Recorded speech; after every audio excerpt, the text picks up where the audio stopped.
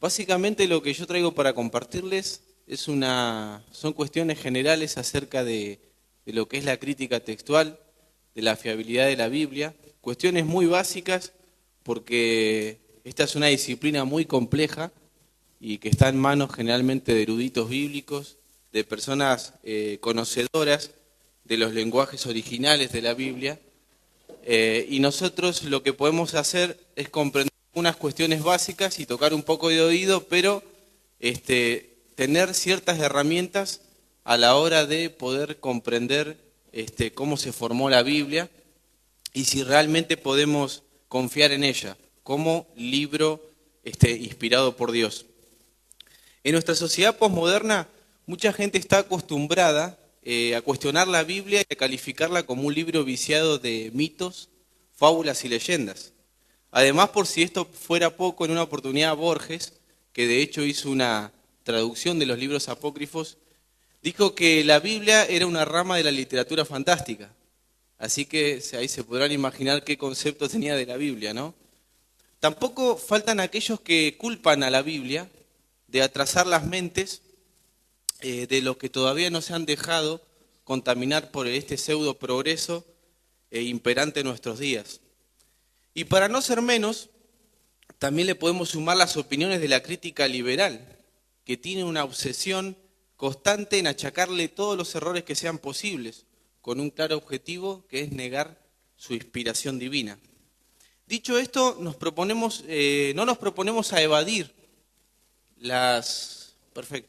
no nos proponemos a evadir los interrogantes que se nos pueden plantear de la Biblia. Simplemente vamos a debatir un interrogante que es muy importante en esta mañana. ¿Tenemos buenas razones para seguir confiando en la Biblia como el libro que contiene la revelación de Dios? Todo nuestro estudio en esta mañana va a girar en torno a este interrogante, si tenemos buenas razones para seguir confiando en la Biblia. Y vamos a comenzar con algunas cuestiones a tener en cuenta. A ver si... Ahora.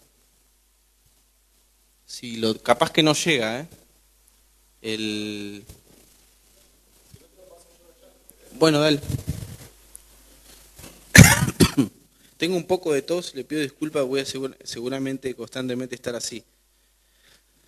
Tenemos que tener unas cuestiones, tenemos que pensar algunas cuestiones con respecto a cuando pensamos en la Biblia.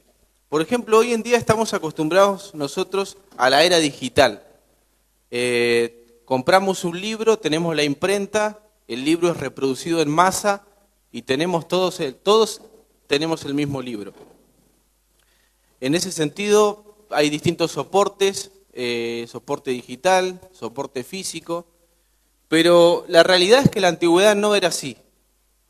Si vos querías tener un libro, tenías que copiarlo. Y eso no tenía pocos inconvenientes. Había grandes inconvenientes cuando se quería copiar un libro. Imagínense que ustedes tuvieran que copiar hoy a mano los 12 tomos de historia de José María Rosa. Los tienen que copiar a mano y reproducirlo copiándolo ustedes. Seguramente la cantidad de fe de ratas que tendría ese libro sería unos cuantos tomos más. Porque de hecho, hoy en día aún con los correctores de Word y todo eso, en las universidades los profesores se quejan porque siguen entregando los trabajos prácticos con errores de ortografía. Así que imagínense que con todas las herramientas igual se filtran errores. Así que en la antigüedad teníamos ese inconveniente, había que copiar a mano, había que copiar un libro a mano. Y otro problema que tenemos cuando nos enfrentamos a los libros de la Biblia es que no tenemos los originales, no tenemos los manuscritos originales, tenemos copias de las copias de las copias y así podríamos seguir. Tenemos que ser sinceros, no los tenemos los originales. Lo que nosotros tenemos que saber es si podemos reconstruir el texto bíblico de una manera fiel. Muy bien, esta es mi etiqueta siempre. Tenemos que saber si podemos reconstruir los originales con el material que tenemos. Y para eso vamos a indagar un poquito en los materiales que se utilizaban para copiar el texto bíblico. Pasamos el Power. Un poquito más adelante. El papiro. El papiro es una planta que crece en los pantanos del río Nilo debido a la inundación anual de este río. Y los egipcios lo usaban como escritura 3000 años antes de Cristo. En un momento el papiro llegó a ser la manufactura de todos los libros de Grecia y Roma. La desventaja que tenía este material era su escasa duración. O sea, mientras más estaba en un ambiente seco, más se preservaba. Pero si estaba en un ambiente húmedo, duraba muy poco. Las primeras copias, por ejemplo, del Nuevo Testamento, se hicieron en papiro. Y la carencia de preservación de este material no nos ha permitido, posiblemente, en poder tener documentos, por ejemplo, del primer siglo del Nuevo Testamento, por su carencia de preservación. Los papiros más cercanos al original que tenemos son del siglo II y siglo III. O sea, no tenemos ningún papiro del Nuevo Testamento del siglo I. Luego vamos a ver en detalle esta cuestión de los papiros. Así que piensen que por eso es posible que no tengamos manuscritos del primer siglo, por la carencia de preservación. En segundo lugar tenemos el pergamino. El pergamino, acá hablamos de escritura en cuero, principalmente de ovejas, vacas, cabros, asnos y preparadas con sal. Este material dicen que se empezó a usar a partir del siglo II a.C. en la ciudad de Pérgamo. Y por su durabilidad, porque ya estamos hablando de cuero, no estamos hablando de una planta, reemplazó al papiro. Pero difícilmente algún cristiano o los cristianos habrían tenido acceso a tener este material porque era muy costoso. Bart Ehrman, ¿lo conocen? El erudito del Nuevo Testamento que es muy crítico con respecto a estas cosas. Él tiene un libro que se llama Jesús no dijo eso, y habla un poco de estas cuestiones de crítica textual y eso, y dice que la población que estaba alfabetizada en la época de Jesús era un 5%, y había muy poca gente que podía copiar un manuscrito, y que los escribas que copiaban no eran expertos y eran personas de pocos recursos. O sea, no había quizá tantas posibilidades de poder imprimir el texto del Nuevo Testamento en cuero. Así que en ese sentido es probable que por eso nos tengamos los originales, ¿no? O las copias más cercanas. Hay otros soportes de escritura como la madera, la arcilla, la piedra, la ostraca, el metal, pero solo los mencionamos porque carecen de una deficiencia fundamental. Son pesados y no permiten escribir textos extensos en ellos. Así que solamente los mencionamos, no tienen, digamos, gran importancia. Luego de saber todo esto, debemos reconocer nuevamente que no poseemos los originales. Y tenemos que lidiar con ese interrogante. A Bart Ehrman eso lo hizo dudar, digamos, de la fiabilidad de la Biblia, y eso que es un crítico textual.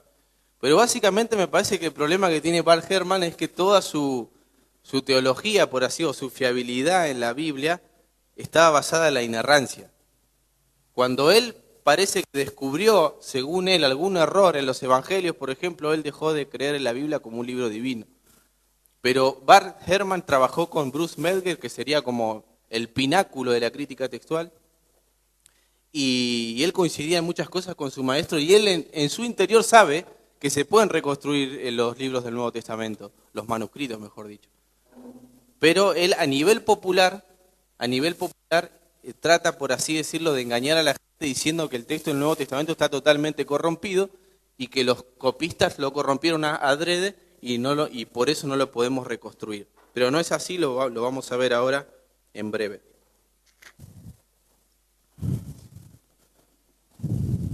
¿Alguna pregunta ahora hasta acá?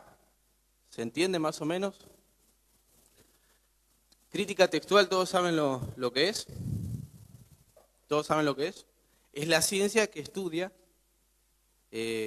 los manuscritos de la Biblia, tanto sea en hebreo y en griego, y trata de poder, a través de esos manuscritos, reconstruir con todos los documentos que hay en existencia, reconstruir el Antiguo Testamento y el Nuevo Testamento. Eso es la crítica textual, por la duda que alguno quizá no se haya relacionado nunca con cuestiones sobre esto, sobre crítica textual. Bien, ¿podemos confiar entonces en que la Biblia nos relata con fidelidad lo que realmente escribió los agiógrafos? Los agiógrafos son los autores que escribieron los libros de la Biblia. Más o menos se cree que son aproximadamente 40 autores en la Biblia. Vamos a comenzar en principio por los testimonios textuales del Antiguo Testamento. Uno más atrás, a ver. No, quédate ahí un poquito.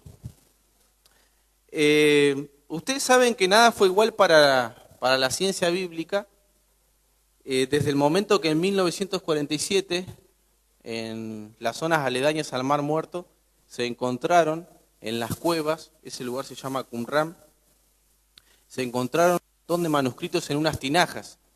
¿Cómo se llaman estos los del desierto? Beduino. Cuenta la leyenda, por así decirlo, porque no todos están convencidos de esa historia.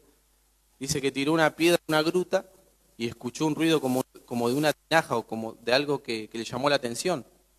Y entró, y bueno, dentro de las tinajas se encontraban un montón de manuscritos que son los famosos manuscritos del Mar Muerto. Se le dice los manuscritos del Mar Muerto y de Qumran. Bueno, antes de ese hallazgo de los manuscritos de Qumran, nosotros teníamos documentos o testimonios textuales del Antiguo Testamento del año más o menos del 800 al año 1000 y pico, 1200, 1100. O sea, imagínense, si un libro de la Biblia, no sé, se terminó de escribir en el año 500 antes de Cristo, teníamos nosotros testimonios de más de un milenio después. Pero en Qumran se encontraron muchos manuscritos de la Biblia, algunos muy fragmentados porque bueno, se habían deteriorado con el tiempo. Se encontró, por ejemplo, ahora lo vamos a ver más adelante, un manuscrito íntegro de Isaías.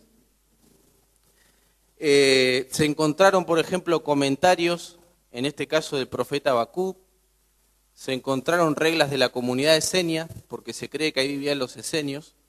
Los esenios son uno de esos grupos cuando se estudia el Nuevo Testamento, vieron entre Malaquías y Mateo, entre los testamentos, los esenios eran uno de esos grupos o de esos partidos políticos que estaban entre los fariseos, los escribas, ¿quién más? ¿Se acuerdan otros? Los saduceos, los herodianos puede ser también, y estaban los esenios. Los esenios se habían ido a las comunidades del Mar Muerto porque ellos veían que en el templo había una gran corrupción con Ananías y con Caifás y Anás. Porque es verdad, ellos tenían un negocio ahí en el templo. En la Pascua vendían y sobrevaloraban, por ejemplo, los corderitos. Tenían un negocio montado. Es así. Esto no es nuevo, siempre ha sucedido. Hay muchos que les gusta montar negocios así con la fe. Los mercaderes de la fe. Bueno, entonces los esenios habían visto esa corrupción y se habían ido al Mar Muerto, ahí a los lugares aledaños, a las orillas, y se habían establecido ahí.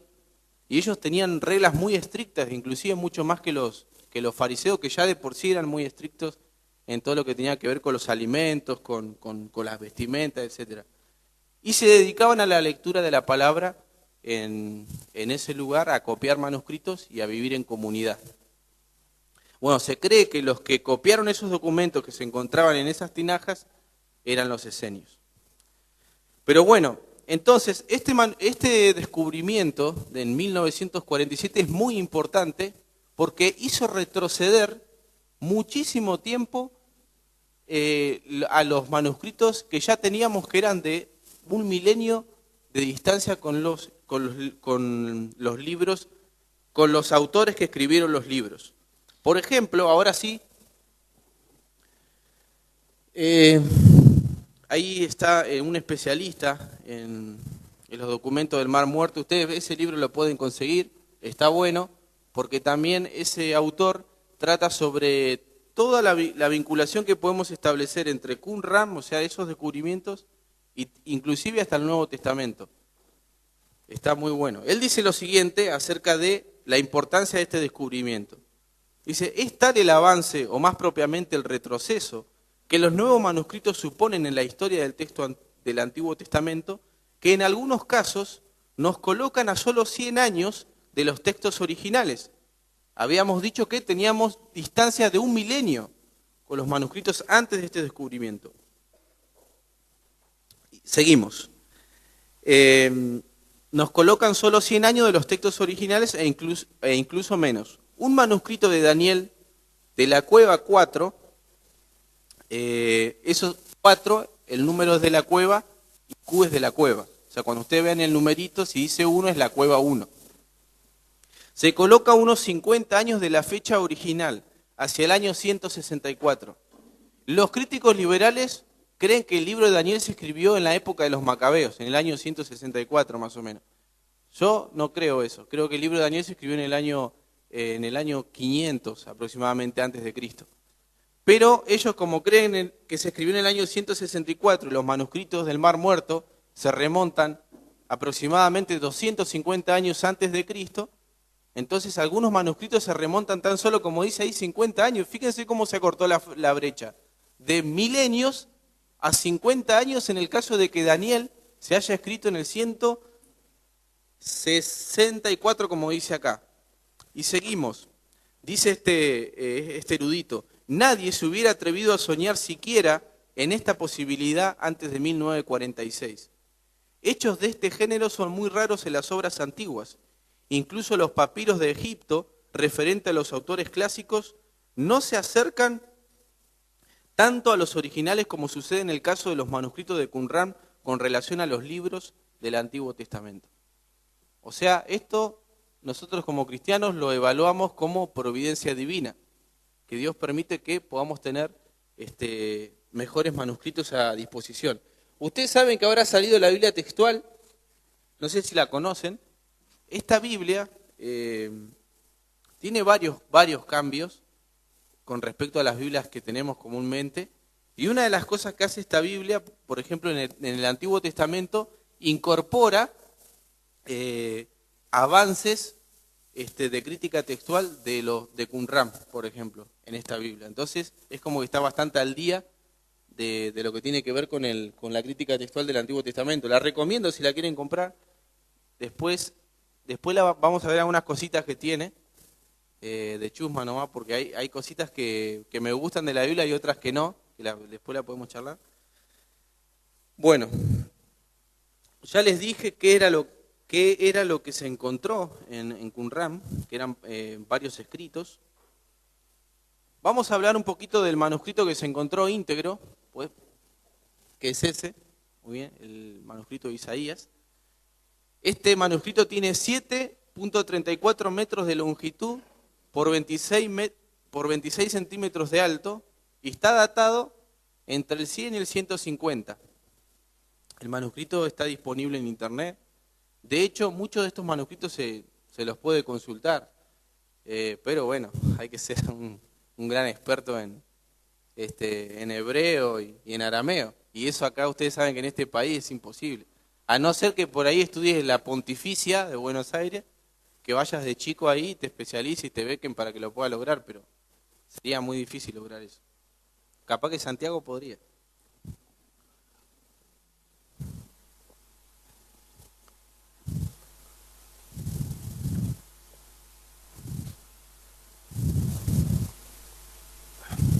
Qué rico, no hay como el mate.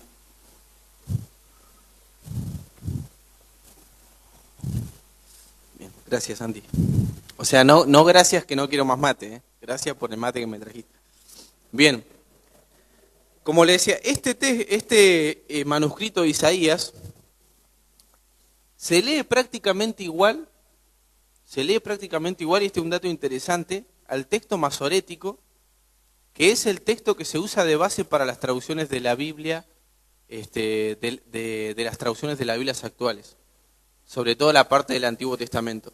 ¿Por qué es relevante esto? Porque les explico un poquito por qué se llama texto masorético.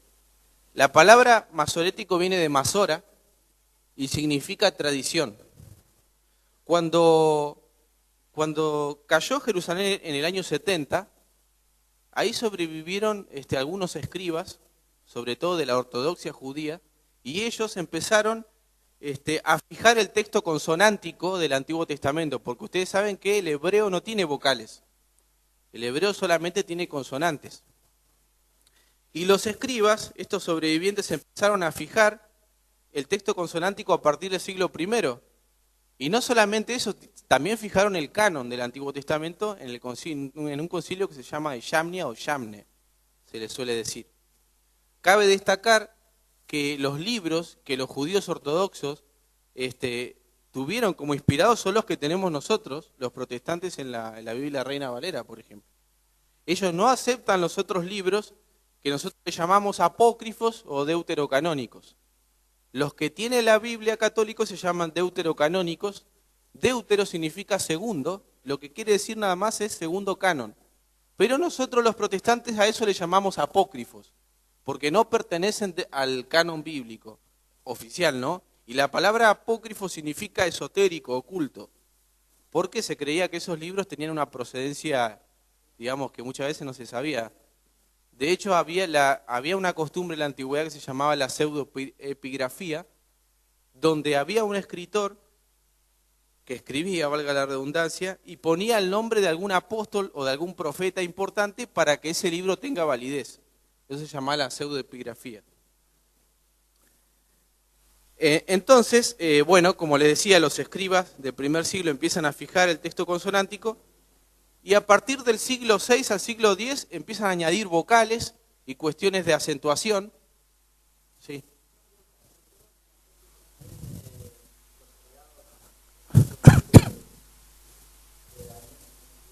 Bel y el dragón, sí, también. Se toman como apócrifos. La pregunta era si se tomaban como apócrifos los libros agregados. Sí, se toman como apócrifos. Después vamos a ver un poquito, vamos a hablar de la Septuaginta griega y ahí vamos a volver a eso, porque esa Biblia tenía muchos de esos libros, inclusive más que la Biblia católica. El tema es que la Biblia católica le da el grado de inspiración a esos libros y creo que lo terminó de confirmar en el Concilio de Trento. Y cuando uno lee esos libros, por ejemplo, se da cuenta que algo no encaja ahí. Por ejemplo, en el libro de Tobías, los leí hace mucho, así que por ahí si me confundo, sepan, disculpame, porque no los tengo tan frescos en la mente. Hablaba de que uno podía pedir, si uno daba limosna, uno podía tener los pecados perdonados. Eso, digamos, va en contraposición con mucho de lo que aparece en la Biblia, ¿no? De hecho, San Jerónimo, que fue el que tradujo el Antiguo Testamento al latín, la famosa Vulgata latina, Jerónimo no los aceptaba como libros inspirados. Y eso es importante porque Jerónimo fue un padre de la iglesia muy importante y él no los aceptaba. Había muchos padres de la iglesia que no los aceptaban a esos libros, pero igual los incluyeron. Lutero decía que, bueno, mucho tiempo después, ¿no? Lutero decía que tenía ganas de tirarlos al río. Y no solamente eso, a veces también Santiago se le cruzaba y decía que era una epístola de paja porque por ahí no comulgaba con el pensamiento de él. Entonces fíjense que los reformadores, la otra vez hablamos de eso con Santiago, las ideas que nosotros tenemos, que están buenas, de la inerrancia, todo eso de la Biblia, los reformadores parece que no la tenían, porque Lutero no tenía problema quizá en quitar a Santiago del canon del Nuevo Testamento, o a Judas, que cita un apócrifo también. Me estoy yendo del tema, voy a volver porque...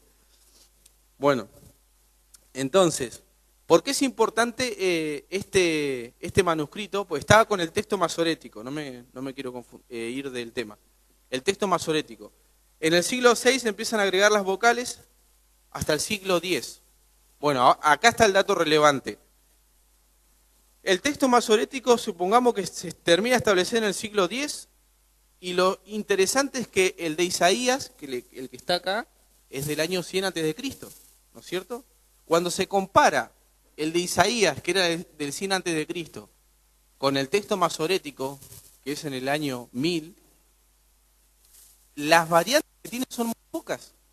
Son ortográficas y son poco significativas, que luego vamos a ver un poco de eso también. Son ortográficas, gramáticas y con algunas modificaciones de vocabulario. Y esto resulta muy relevante, porque los judíos al parecer eran muy minuciosos a la hora de copiar los libros. Vamos a ver algunos de los testimonios textuales que tenemos del Antiguo Testamento. ¿Podemos pasar? ¿Otra más? Bueno, en primer lugar tenemos el Códice del Cairo. Estos son manuscritos que se utilizan de base para hacer recensiones. ¿Qué es una recensión? Yo sé que hay muchos datos, voy a tratar de ir explicándolo a medida que van apareciendo. Una recensión es cuando se utiliza un cúmulo de manuscritos, de lo mejor que hay, si es posible de lo más antiguo, y se construye una edición crítica para que luego se utilice de base para la traducción. Por ejemplo, en el Nuevo Testamento nosotros hoy en día tenemos dos recensiones. Tenemos el NA, Nestlé Aland del Nuevo Testamento, el alemán, y tenemos el de las sociedades bíblicas. The New, bueno, no es lo mío el inglés igual que vos, estamos igual. Después le digo bien las siglas cómo son. Esas son dos recensiones. ¿Por qué? Porque se utilizan de base para las traducciones de la Biblia. Esta Biblia, la Biblia textual, se hizo con una de esas recensiones. ¿Se entiende más o menos lo que es una recensión? Bien, estos son manuscritos, son testimonios textuales del Antiguo Testamento. En primer lugar, tenemos el Códice del Cairo, del siglo IX después de Cristo, llamado el Códice de los Profetas, porque contiene los profetas anteriores y los posteriores. Si ustedes estudian ese tema, se van a dar cuenta que el canon es diferente, ¿no? Diferente al nuestro. Ellos lo organizaban de manera diferente. Tenían 24 libros en total. ¿Nosotros cuántos tenemos del Antiguo Testamento? ¿Cuántos libros tenemos del Antiguo Testamento? ¿La sabés vos? No me la acuerdo yo tampoco. ¿Cuántos tenemos del Antiguo Testamento? 30 libros. 39. Y los judíos tenían 24. ¿Por qué? Porque los agrupaban de manera diferente. Bueno, este códice tiene principalmente lo de los profetas anteriores y posteriores, que no voy a explicar eso porque me iría mucho del tema. Fue copiado y vocalizado por Moisés Ben Aser en el año 896 y lo tiene la comunidad caraíta del Cairo. La comunidad caraíta del Cairo es una comunidad judía que no toma en cuenta las tradiciones, por ejemplo el Talmud, la Mishnah, todas esas interpretaciones judías no las toma en cuenta, solo revaloriza el Tanaj o la Tanaj, que es la Biblia hebrea, tal cual la tenemos nosotros. Entonces ese es uno de los manuscritos importantes. Fíjense que de qué año es. Y estábamos hablando que en Qumran encontramos 250 años antes de Cristo, así que ahí tienen la brecha bien clara. El Códice de Leningrado, a ver el punterito. Ahí está. El Códice de Leningrado también es muy importante. Se conserva en Rusia y es el único manuscrito completo del Antiguo Testamento. Y también tiene la categoría de recensión. ¿Ya estamos cerca? Ah. ¿Todavía faltan 20? Bueno. Vos avísame porque... Bueno. Gracias. Este manuscrito es muy importante porque se usó de base para las traducciones del Antiguo Testamento. Se dice que este manuscrito preserva un texto masorético puro. Recuerden, el texto masorético es el texto hecho por los escribas, cuando al texto consonántico le agregaron vocales, signos de puntuación y también de pronunciación. Vamos repasando. Entonces, este manuscrito es muy importante porque la Biblia, la Biblia hebraica, estugartensia, es la Biblia que se usa de base para las traducciones del Antiguo Testamento. Esta Biblia, la Biblia textual, utilizó esa Biblia hebraica, la Biblia Américas, todas menos la Reina Valera, y todas las familias de la Reina Valera no usaron esta recensión de la Biblia hebraica. Pero de todas maneras, Casiodoro de Reina utilizó el texto masorético para la traducción del Antiguo Testamento. Es buena, digamos, la Reina Valera en el Antiguo Testamento. Lo que pasa es que ahora, con los descubrimientos de Qumran, necesita una revisión todo eso. Y entonces la Reina Valera va a quedar sí como un poco desactualizada en ese aspecto. ¿Qué es importante de este manuscrito? Bueno, hay que decir que si bien se usó de base para todas, ahora se está preparando una nueva con este códice, con el códice de Alefo. ¿Dónde está? Que no lo veo. ¿Lo ven ustedes? ¿Para que no lo puse?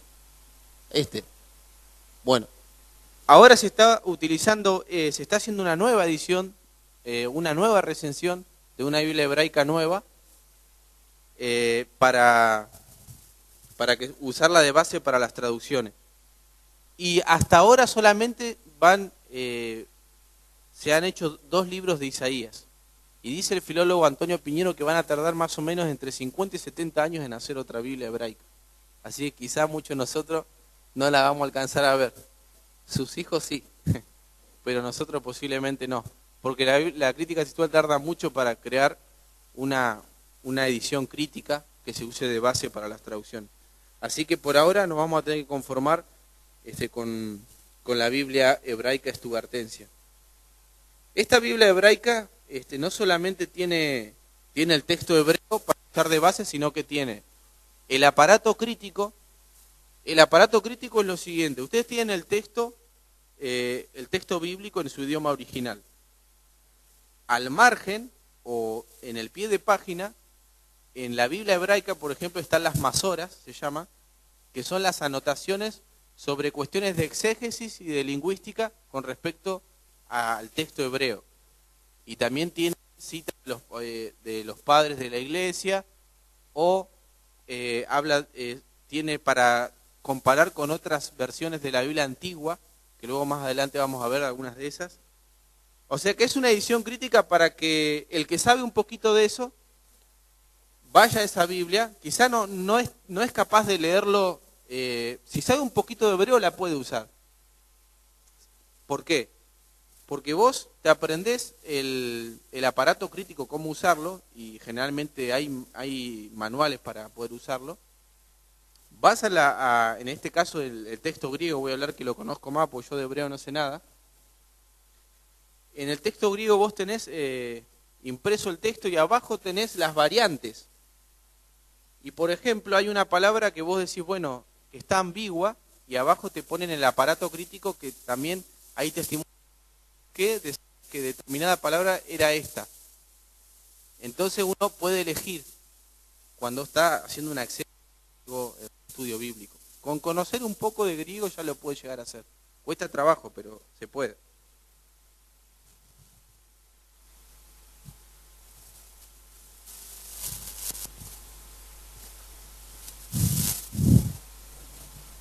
Entonces, como le decía, el códice de Alefo es muy importante porque se está utilizando para realizar una nueva edición crítica. Tenemos también el papiro Nash, que es un pequeño fragmento del siglo II a.C. Algunos orientalistas lo hacen remontar al periodo de los Macabeos, siglo II a.C. Pero bueno, contiene el Shema, la oración de Israel, que dice: oye Israel, Jehová uno es, y el decálogo. No, digamos, es importante por su antigüedad, pero no es como para hacer una recensión, porque no tiene ese fragmento nada más. Posiblemente sea así, o sea, es muy chiquito. Bien, ¿qué eran los judíos cautelosos a la hora de copiar el texto sagrado? Y ahora entramos a la parte más de apologética, porque acá nosotros encontramos herramientas para cuando viene esa persona que dice: no, pero la Biblia está llena de errores, la Biblia no pudo haber transmitido con fidelidad lo que dijeron los autores originales. Bueno, acá viene la parte apologética que nos muestra a nosotros que no es tan así como la gente dice. Y prueba de esto es la geniza, que es un recipiente donde los judíos van tirando, se encuentra en la sinagoga comúnmente, donde los judíos van tirando todos los manuscritos que se ponen viejos. Fíjense que la crítica textual quiere esos manuscritos que se ponen viejos porque les sirven para ver las variantes textuales, pero los judíos no. Los judíos quieren tener un texto lo más nuevo posible, pero ellos tienen la garantía y la fidelidad de lo que van a copiar va a ser fiel. En eso son muy buenos. Y se encontró una geniza en el Cairo, donde se encuentran documentos de 1000 años de historia judía. Hasta el día de hoy no se los ha revisado todos. Pero fíjense lo importante que es que se conserve esto. Pues los judíos lo tiraban a la basura. ¿Por qué lo tiraban? Porque ellos no querían que el nombre de Dios que se encontraba en esos manuscritos fuera mal utilizado. Pero eran muy fieles a la hora de copiar el texto sagrado. ¿Cuán precisos eran los escribas? ¿Cuánto podemos confiar en el Antiguo Testamento?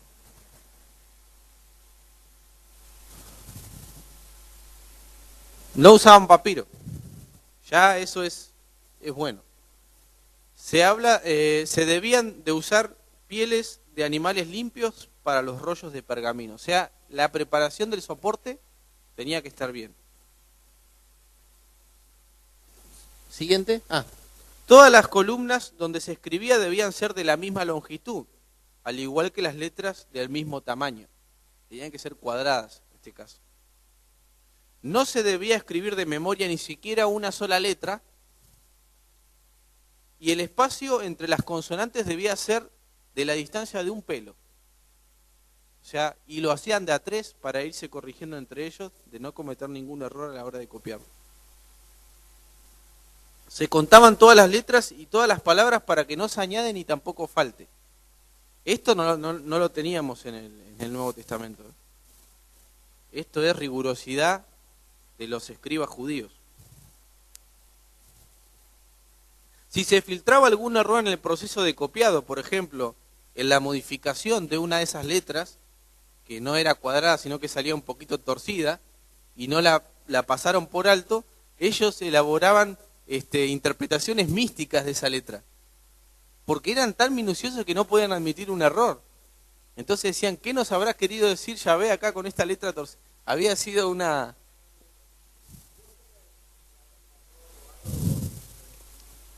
Exactamente. Tenían que volver a empezar otra vez. Así que había que cuidar el proceso. Todas esas escrupulosidad hacía que las copias que se reproducían fueran muy fidedignas al original.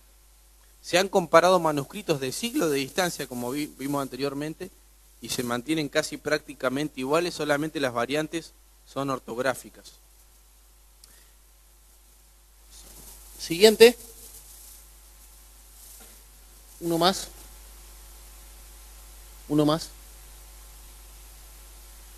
Otro. Les recomiendo el libro de este científico, de este biblista. Se puede comprar en el Mercado Libre, se lo puede conseguir. Él decía lo siguiente acerca de esta rigurosidad de los judíos. El judaísmo se mostró siempre más preocupado por salvaguardar fielmente el texto hebreo del Antiguo Testamento hasta su última tilde o yod. En ello le iba la propia supervivencia o la conservación, al menos, de la propia identidad y unidad religiosa, étnica y cultural. Ya estaba en las raíces del pueblo hebreo ser así. Porque ¿qué dice Romanos acerca de los hebreos? Que a ellos les fue confiada la palabra de Dios. Y ellos se lo tomaban en serio eso. Más allá de que por ahí eran, como les decía, muy literalistas o extremistas también. Así que bueno, ahora vamos a pasar brevemente a ver algunos de estos testimonios textuales que ya venimos hablando, pero vamos a profundizar un poquito más, para que quede más impregnado en la memoria. Tenemos en primer lugar el texto masorético.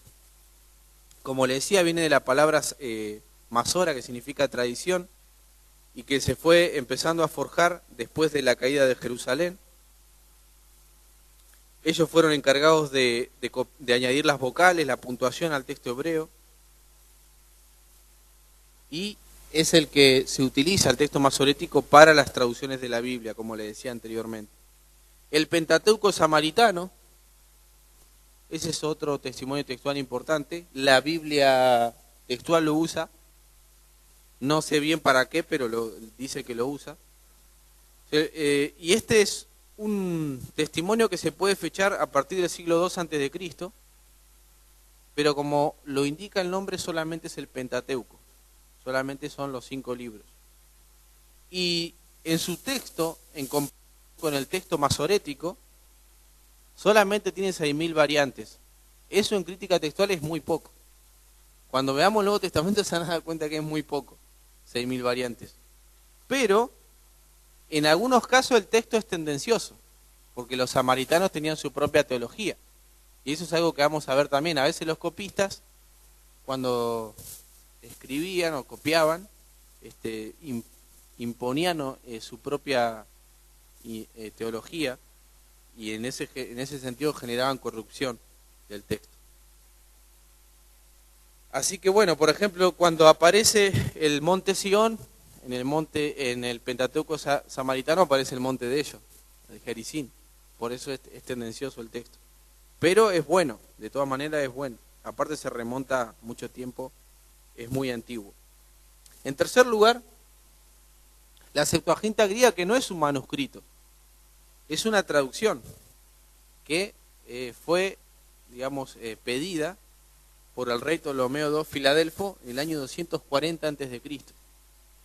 Como la cultura, digamos, toda la cuenca del Mediterráneo se había helenizado por las conquistas de Alejandro Magno, el rey quería tener una edición del Antiguo Testamento en su biblioteca.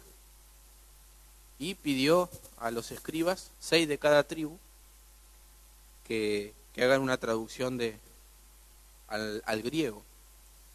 ¿Y por qué es importante? Porque los críticos textuales son tan audaces, tan capaces, que logran de alguna manera, aunque está en griego, logran reconstruir el texto hebreo que se usó de base para la Septuaginta griega.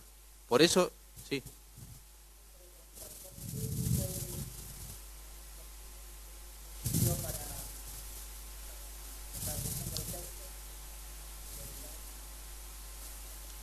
Se eligieron seis por cada tribu y cada uno debía hacer la traducción aparte, por separado. Solamente el Pentateuco, porque hay veces que se habla de la Septuaginta como si fuera que hicieron toda la traducción. No, solamente el Pentateuco. Cuenta la leyenda, porque eso es una leyenda, no se cree que no es todo verdad eso. Hay algo medio gris ahí. Que cuando se juntaron todos los escribas, para comparar los textos eran todos iguales. Claro, exactamente. Esa leyenda se encuentra en un documento que se llama Carta de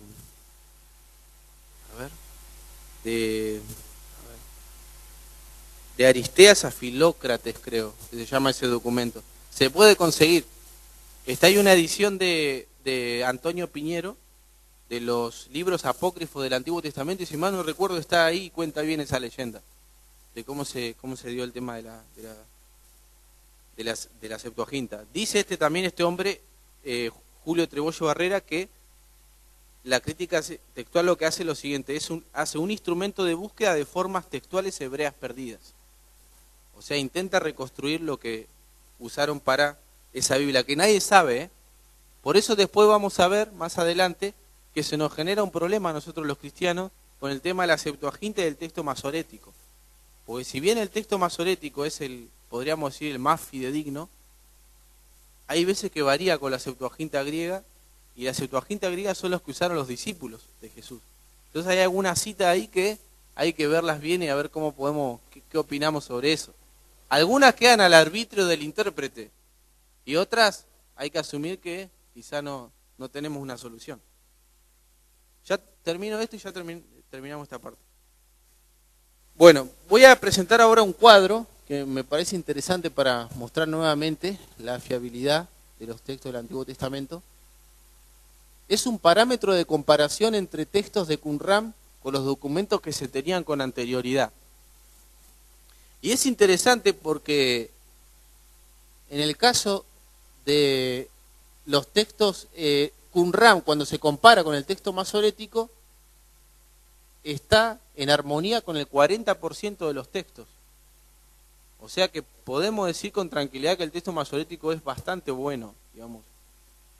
Con la Septuaginta un 5%, con el Pentateuco samaritano un 5%, y los otros no importan tanto porque no serían básicamente la comparación con algún otro testimonio textual.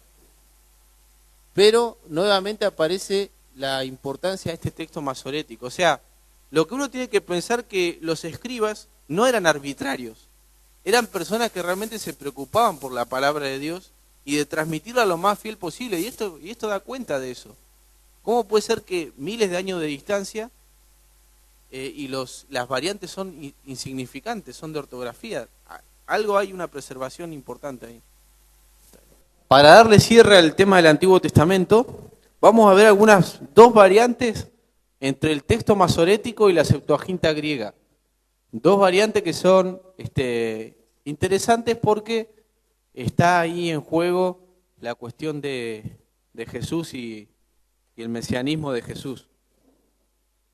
No es que está en juego que por eso depende el mesianismo, no, sino que hay una variante significativa entre los dos textos. Entonces, hoy en día, pasamos al siguiente. Fíjense, vamos a leer el texto masorético primero. Se lee bien ahí. Dice Génesis 3:15, esta profecía tan antigua, ¿no? Dice así el texto masorético: y yo pondré enemistad entre ti y la mujer, entre tu linaje. La palabra linaje es sera, y es una palabra masculina, y su linaje. ¿Vamos bien hasta ahí? Sigue, él te aplastará. ¿Quién es él? El linaje, porque dijimos que era una palabra masculina. Él te aplastará la cabeza y tú le alcanzarás el talón, dice el texto masorético. Entonces, está hablando específicamente, ¿quién le va a alcanzar el talón? El linaje. Bien, fíjense ahora la Septuaginta griega. Y yo pondré odio entre ti y la mujer, entre su semilla, que en griego es esperma, pero ojo, acá es neutro, no es masculino, y su semilla. Él, en griego no puede mezclarse el neutro con el artículo él, el masculino. Entonces, dice lo siguiente: él te acechará la cabeza y tú le acecharás el talón. Entonces cambia, no es la simiente, sino él. ¿Y quién es él? Es una persona. ¿Quién es? Jesús. Jesús. Entonces acá vemos que la Septuaginta griega favorece la interpretación mesiánica del texto. ¿Cuál es la verdadera? No se sabe. O sea, la crítica liberal va a decir que la verdadera es el texto masorético, porque a ellos siempre les gusta, nunca están de acuerdo con nada, y sobre todo con la tradición. Ellos son los negadores de la tradición, ¿sí?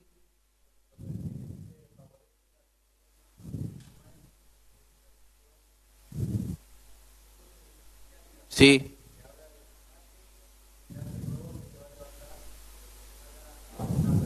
A una persona, y masculina, que sería Jesús. En el otro vos podrías interpretar que ahí cumple un rol la Virgen, más que el Mesías, ponele, si quisieras, ¿no?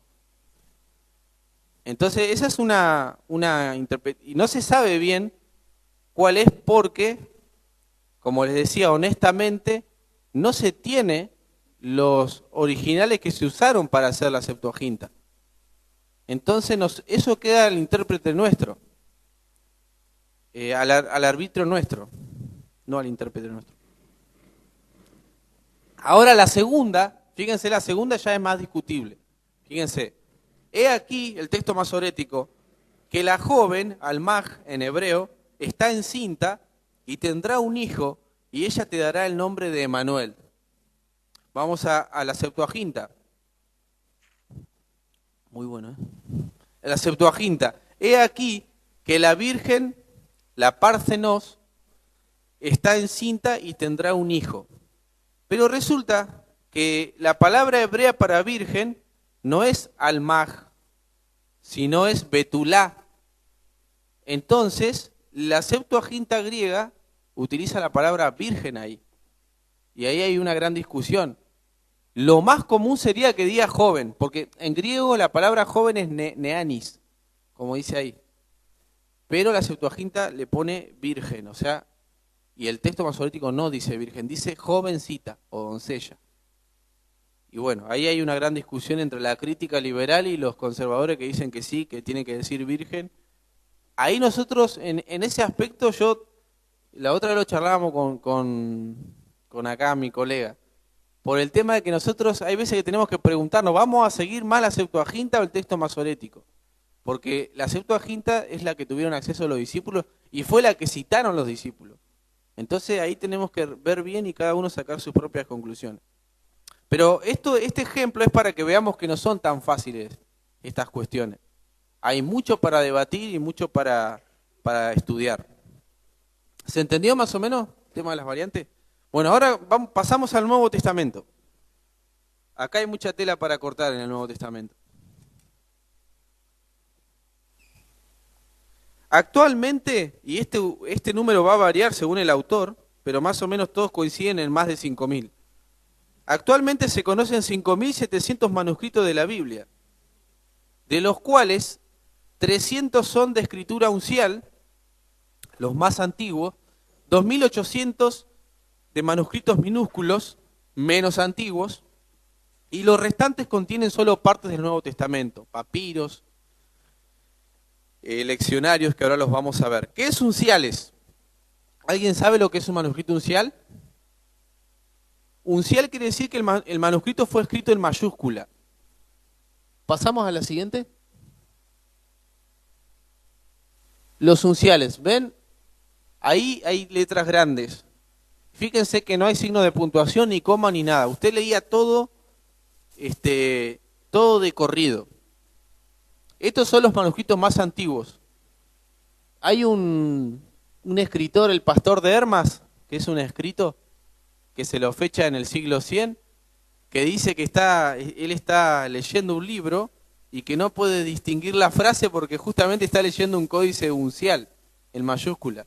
Y le costaba dividir, porque imagínense que ustedes lean todo de corrido sin coma. Le va a costar un poquito, y más si no conocen lo que dice. Porque si yo le pongo, no sé, Pablo, apóstol de Cristo, siervo de Jesucristo, todo de corrido, más o menos lo leen, porque conocen el texto. Pero otra cosa es no conocerlo. Los unciales son los más antiguos, y estos no abundan mucho, hay 300 aproximadamente. Y solo algunos pocos tienen el Nuevo Testamento completo. Siguiente. Luego están los minúsculos, que ya son más tardíos, representan el testimonio textual más tardío. Y estos tipos de manuscritos, los minúsculos, fueron los que se utilizaron de base para la traducción de la Reina Valera, que la primera edición fue la de Casiodoro de Reina. Y fíjense que ya tienen signo de puntuación, separación, e inclusive algunos ya están escritos en papel. Y los códices unciales que tenemos nosotros en el Nuevo Testamento están escritos en cuero. Lo dejo ahí medio. Bueno, los minúsculos entonces serían los más tardíos. En tercer lugar, tenemos los papiros. Y la papirología va avanzando mucho. Hoy en día tenemos del siglo II y III. Tenemos el P52, que ahora lo vamos a ver un poquito más en detalle, que contiene una porción del Evangelio de Juan, del capítulo 18, del 31 al 33, y el capítulo 37 y 38. Otros papiros importantes, por ejemplo, siguiente, papiros importantes, es el P45, P de papiro y el número, según se encuentra.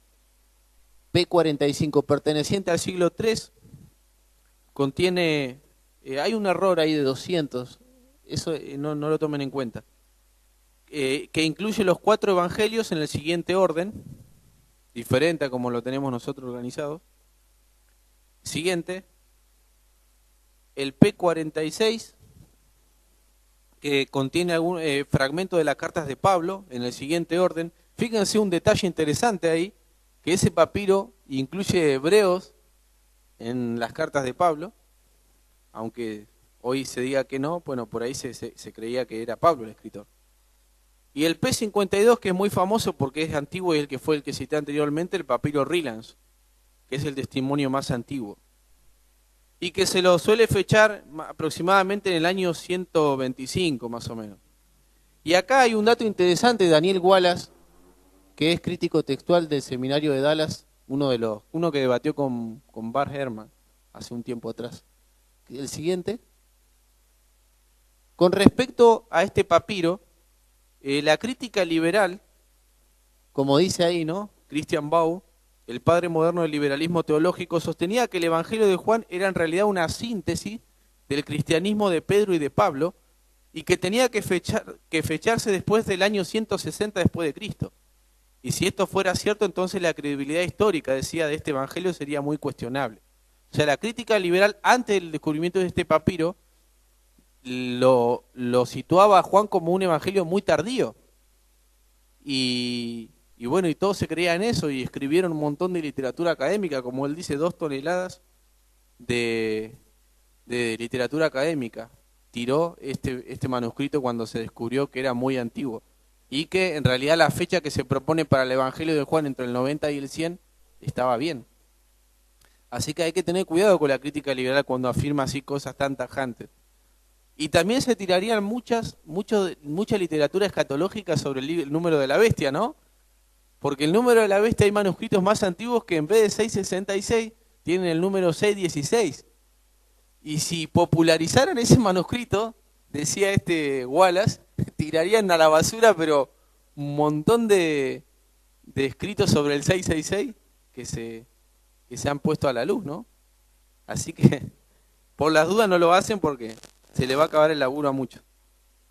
Así que bueno, esta es una prueba de que la crítica liberal se equivoca y que la tradición tiene razón. Seguimos, el P62,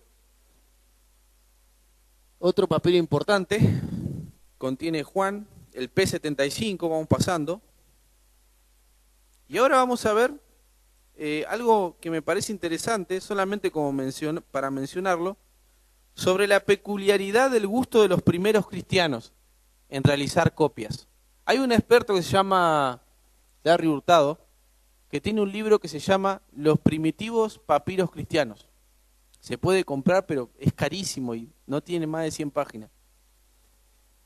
Y él hace un estudio y analiza todas las copias y muestra cuáles eran los gustos de los primeros cristianos a la hora de copiar libros. Y es muy interesante. Él dice, por ejemplo, que los libros más copiados del Antiguo Testamento para la iglesia primitiva en el siglo II y III era el libro de los Salmos y el libro de Isaías. Y eso es interesante porque el libro de los Salmos y el libro de Isaías son los que más contienen las profecías mesiánicas, ¿no? Son uno de los más importantes. Con respecto al Nuevo Testamento, el libro más copiado era el Evangelio de Juan, con 15 copias. En segundo lugar, el segundo más copiado era el Evangelio de Mateo, con 12 copias. En tercer lugar estaba Lucas y Hechos, pero en el medio estaba el Pastor de Hermas, con 11 copias. Y el Pastor de Hermas era una obra que luego la iglesia rechazó, que la leían muchos los cristianos. Al principio había muchos que decían que el Pastor de Hermas debía estar en el canon bíblico. Y los eruditos cristianos llegaron a la conclusión de que no debía estar y decían, bueno, usted si quiere tener ese libro, léalo, pero léalo en su casa. En la iglesia se va a leer los evangelios y los que nosotros consideramos que son canónicos. Pero efectivamente a la iglesia le gustaba ese escrito, por eso que lo copiaban, por eso que tiene tantas copias. De hecho, uno de los manuscritos, creo que es el sinaítico, se encontraron dentro de ese códice copias del Pastor de Hermas y de la Epístola a Bernabé, que es otra. En cuarto lugar le sigue el libro de Hebreos y en quinto lugar el Apocalipsis, del gusto de los cristianos. Y el Evangelio de Marcos recién se empieza a copiar en el siglo III. Ahora qué llamativo, ¿no?, que la crítica le presta más atención al Evangelio de Marcos y dice que es el escrito más antiguo. Sin embargo, la iglesia le dio muy poca relevancia al Evangelio de Marcos. Otras cosas interesantes. Los cristianos primitivos en esa época también copiaban los libros apócrifos, como el Evangelio de Tomás, que se cree que es más o menos del año 120, el Evangelio de Felipe, el Evangelio de los Hebreos. Pero lo interesante es que la iglesia, cuando copiaba en esos códices, agrupaba los evangelios, pero no agrupaba los otros evangelios.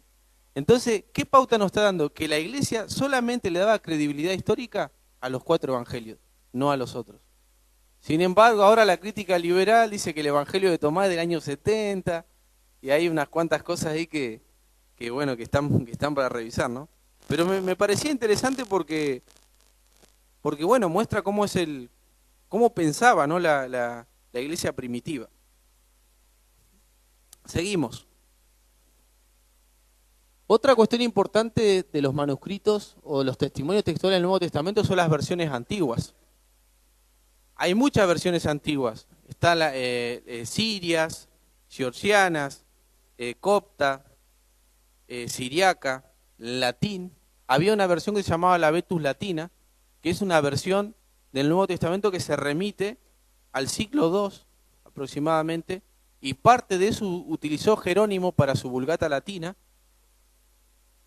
Son importantes, pero no tan importantes como los manuscritos, porque las versiones antiguas de la Biblia también están sujetas a los procesos de corrupción del texto.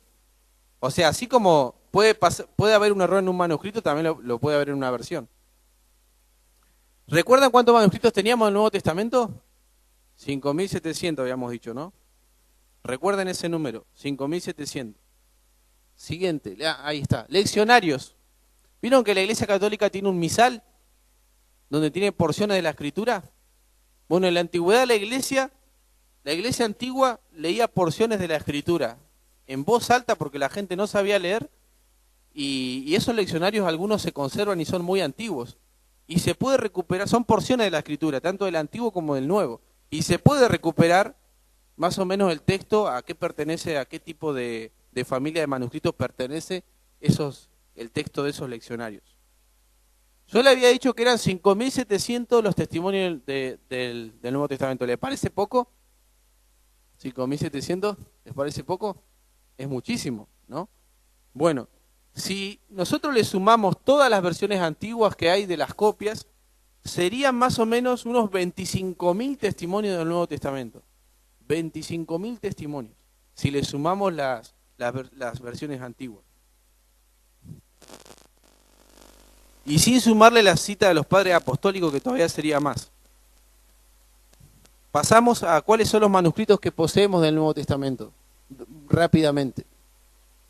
Tenemos el manuscrito del Vaticano, que data del siglo IV, se encuentra en Roma, y ha estado ahí desde 1481. Pero luego los eruditos recién lo recuperaron otra vez en el siglo XIX para tener contacto con él. Es un buen manuscrito. Generalmente se posiciona como uno de los mejores con el que viene ahora, el Sinaítico del siglo IV. Este manuscrito, el Sinaítico, contiene el Antiguo Testamento casi completo, y en el Nuevo, el final de Marcos termina en el capítulo 16, versículo 8. Porque algunos dicen que el Evangelio de Marcos no termina ahí, no continúa. Luego vamos a ver una de esas variantes si tenemos tiempo. En tercer lugar tenemos el manuscrito alejandrino, que es el mejor. Porque dicen que preserva el mejor texto y se remonta a un arquetipo del siglo II, como dice ahí. Contiene el Antiguo Testamento y el Nuevo, y tiene algunas lagunas. Generalmente los defensores de la Reina Valera, una de las cosas que dicen de estos manuscritos es que al tener, por ejemplo, el Pastor de Hermas dentro de las copias, estaría descalificado, o porque tiene algunas lagunas dicen que está mutilado, entonces como que no sirve el manuscrito.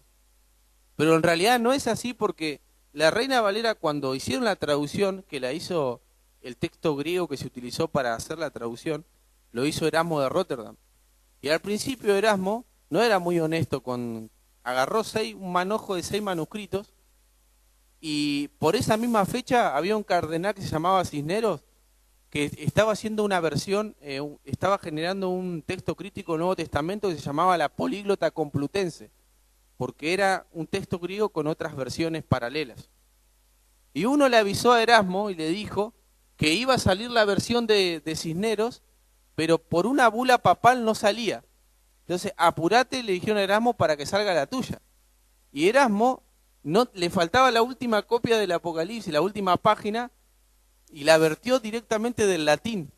O sea, no la tomó del original griego. Después ese texto de Erasmo tenía, pero millones de errores ese texto. Lo agarraron otros y lo mejoraron. Y esa fue la que usó después Casiodoro de Reina. Así que digamos que tampoco el texto Receptus, que es el que se utilizó para la Reina Valera, está tan bien parado. Al contrario, luego vamos a ver que está considerado de baja calidad para la crítica textual. Yo no es que esté en contra de la Reina Valera, de hecho yo la sigo usando y es la que está en mi memoria. Pero también hay una realidad que no hay que negarla, que la ciencia bíblica sigue creciendo y aportando mejores cosas. Otro códice, el Efraemi, es un palincesto, significa raspado de nuevo, porque hay veces, como era tan caro el pergamino, se borraba lo que había anteriormente y se escribía otra cosa. Y en lo que se descubrieron es que detrás de la nueva escritura había un manuscrito en el fondo. A través de rayos ultravioleta pueden recuperar parte de esa escritura. Y el Códice de Beza, que es del siglo V, que es un manuscrito bilingüe, de griego y latín, contiene los 4 evangelios, los hechos y las cartas católicas, con considerables lagunas también. ¿Saben qué son las cartas católicas? ¿Saben qué son? Son las que no son de Pablo. Por ejemplo, Santiago, Judas, Primera, Segunda y Tercera Juan, todas las que no son de Pablo. Por eso decíamos hoy con los chicos que la Biblia textual la separa de las de Pablo y es más útil para estudiar la Biblia. Bien, ahora sí pasamos a otra cuestión que es importante, que generalmente no hablan de esto, pero es importante saberlo, más si uno quiere hablar sobre las versiones de la Biblia. Pasamos al siguiente. Cuando el cristianismo se iba diseminando por toda la cuenca del Mediterráneo, los copistas tenían sus peculiaridades a la hora de copiar el texto de los originales. Y cada zona tenía sus características de cómo tratar con esa copia. Esas son las familias de manuscritos. Y la primera que tenemos es el tipo sirio o bizantino. Y se caracteriza por la excesiva preocupación por la claridad, la armonización y la añadidura del texto. Este es el tipo de manuscrito que usó la Reina Valera. Y está considerado por la mayoría de los críticos textuales como el peor texto. Pero hoy en día hay un manuscrito minúsculo que se llama A02, que lo están volviendo a recuperar y es de esta familia, porque dicen algunos que es bueno. Por eso nunca está zanjada completamente la cuestión, siempre hay que ir revisando otra vez. Pero esta familia está considerada como corrupta. Luego vamos a ver un ejemplo de por qué puede ser esto. Otra familia de manuscritos es la que se llama neutral o alejandrino, como dice ahí. 2 de los mejores manuscritos que poseemos pertenecen a esta tradición, que son el sinaítico y el alejandrino. Su preocupación pasa por la corrección gramatical y sintáctica, y es considerado el mejor. Ahora, las recensiones que yo le decía de los Nuevos Testamentos en griego para traducir el Nuevo Testamento, utilizan como base principal estos manuscritos de esta familia, alejandrina y neutral. En tercer lugar, el tipo occidental, que este texto, lo interesante que tiene, que es muy antiguo, se remonta al siglo II, aproximadamente, aunque es del siglo V el códice, pero al no saber bien cuál es el origen de este texto, desconfían los críticos textuales de él. Pero algunos especialistas, por ejemplo en España hay uno que se llama Rius Camp, que lo está usando mucho y él dice que hay muchas cosas de este códice que podrían, por ejemplo, cambiar muchas cuestiones de los hechos. Y por ejemplo, F.F. Bruce, en el libro de los Hechos, en el capítulo 2, cita este códice. ¿Vieron cuando dice que las mujeres, las esposas de los apóstoles y las mujeres estaban orando para que venga el Espíritu Santo? Si mal no recuerdo, estoy citando de memoria. Este códice de Beza altera el orden de las palabras y pone, evita poner las mujeres y pone los apóstoles primero para quitarle relevancia a la mujer, por ejemplo. Entonces ahí hay una cuestión de tergiversación por ideología dentro del manuscrito. Entonces, si bien es antiguo y muy bueno, pero lo miran con desconfianza por ahora, pero se está trabajando mucho con él. El tipo cesariense. Bueno, de este no vamos a hablar mucho porque no hay mucha información, pero es una mezcla entre el occidental y el africano. Bien, ahora vamos a pasar un poquito a la parte apologética de esto. ¿Cómo se posiciona el testimonio del Nuevo Testamento frente a las otras obras de la Antigüedad? Nosotros dijimos que el Nuevo Testamento tiene 5.700 copias, y si le sumamos las versiones tendría 25.000, o sea, estamos re bien.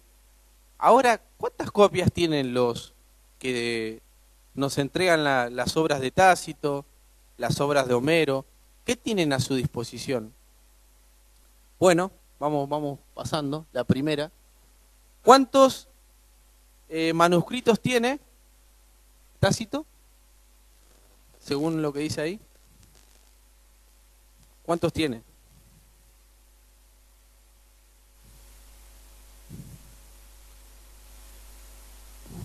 Capaz que sus primeros 6 libros existen hoy en un solo manuscrito, que fue copiado alrededor del año 850. Contra 5.700. Inclusive este erudito del Nuevo Testamento, Daniel Wallace, dice que los críticos textuales, cuando tienen lagunas, los historiadores la reconstruyen el texto ellos, ponen ellos lo que falta. Eso no sucede en el Nuevo Testamento. O sea, en ese aspecto está muy bien parado el Nuevo Testamento. Flavio Josefo, siguiente, el historiador del judío del siglo I. Tenemos 9 manuscritos de su obra, La Guerra de los Judíos, y datan de los siglos 10, 11 y 12 de nuestra era. Y Flavio Josefo es contemporáneo de Jesús. Así que hay un milenio de distancia entre lo que él escribió y la copia. Y el Nuevo Testamento no es así, tenemos copia del siglo II. En tercer lugar, las obras que tienen más manuscritos griegos son las de Homero, 630, y en algunos bastantes fragmentos, y datan del siglo II y III después de Cristo, pero sigue siendo una brecha muy larga entre el original y la copia, porque Homero del siglo VII antes de Cristo. Así que sigue habiendo una brecha importantísima. ¿Qué nos dicen los especialistas con respecto a esto? Philippe Mercier. Vamos a pasar a la otra cita. Ustedes la tienen ahí en las fotocopias. La de Daniel Wallace, atrás. Adelante, digo. Esa. Dice algo interesante. La calidad y la cantidad de los manuscritos del Nuevo Testamento no tiene parangón en el mundo grecorromano de la antigüedad. El autor griego promedio cuenta en la actualidad con menos de 20 documentos de sus obras, que proceden, además de un periodo de entre 500 o 1000 años, posterior al tiempo en que vivió. Si hiciéramos un montón de las copias de sus obras, esta tendría poco más de 1 metro. Si pretendiéramos los documentos del Nuevo Testamento unos sobre otros, formaríamos una columna de casi 2 kilómetros de altura, y ello sin contar la cita de los padres de la iglesia. Imagínense el testimonio abrumador que hay, ¿no? ¿Qué dicen los expertos con respecto a la abundancia de esta documentación del Nuevo Testamento? ¿Qué dicen ellos con respecto a esto? Por ejemplo, F.F. Bruce, pasamos al siguiente, dice que no hay cuerpo de literatura antigua en el mundo que goce de tal caudal de testimonio textual como el Nuevo Testamento. Bruce Medger, que fue, como decía, el maestro de Bart Ehrman, dice lo siguiente: y si perdiéramos todos los manuscritos griegos y las traducciones tempranas, todavía podríamos reproducir el contenido del Nuevo Testamento de las numerosas citas en comentarios, sermones, cartas y otros de los primeros padres de la Iglesia. Imagínense, queman todo lo que hay y con la cita de ellos volvemos a tener el Nuevo Testamento nosotros. Increíble. Además, los eruditos concuerdan en que, y ahí va un poco la pregunta que me hacía ella, ¿cómo es tu nombre? ¿Qué opinan los científicos de la crítica textual? ¿Hasta dónde es posible reconstruir ese original que se perdió? Ellos dicen que el texto sobrevivió a un 99.5%. Y dicen que ninguna doctrina medular del Nuevo Testamento se ve afectada. O sea, ellos cuando analizan toda la documentación se dan cuenta que sí se puede reconstruir y acercarse lo más posible al original. Pero bueno, Antonio Piñero, que es un escéptico, agnóstico, dice que con respecto a los manuscritos del Nuevo Testamento, que él está seguro de que más de un 90% se pueden recuperar los textos. Y lo dice un agnóstico, lo dice una persona que no está de acuerdo con nuestra manera de pensar. Y si lo dice él es porque realmente no hay, digamos, mentira en lo que nosotros decimos cuando analizamos estas cosas. ¿Cuáles son los problemas? Porque no vamos a evadir la problemática que genera el Nuevo Testamento con su cantidad de copias y textos. Pasamos a lo siguiente. ¿Cuál es la problemática que enfrenta la crítica textual cuando analiza los textos del Nuevo Testamento? Los críticos dicen que hay unas 500.000 variantes entre los manuscritos que tenemos en existencia. 500.000 variantes. Y esto es mucho si se tiene en cuenta que la cantidad de palabras en griego que hay en el Nuevo Testamento son 138.162. O sea, hay más variantes que, ojo, no son errores, porque algunos dicen errores, son variantes. Hay más variantes que palabras en el Nuevo Testamento. Eso lo tenemos que saber. Pero ¿de qué se trata esa variante? De las 500.000 variantes, 300.000 son solo ortográficas. Ahí ya tenemos una depuración bastante importante. Cerca de 200.000 no son importantes. Solo unas 150 o 200 podrían afectar en algún punto a la teología cristiana. Pero aún así ninguna doctrina medular fundamental se ve afectada. Lo más lindo que esto lo dice Antonio Piñero. No lo dice ninguna persona como Daniel Wallace que piensa como nosotros, lo dice Antonio Piñero. Vamos a ver alguna de esas variantes para que sepamos cómo funciona un poquito el tema de las variantes. ¿Tienen la Biblia ahí? Porque quizás necesito que lean la Biblia para verlo bien. En primer lugar tenemos variantes más comunes y poco significativas, le puse. Porque no ponen, digamos, nada importante en crisis.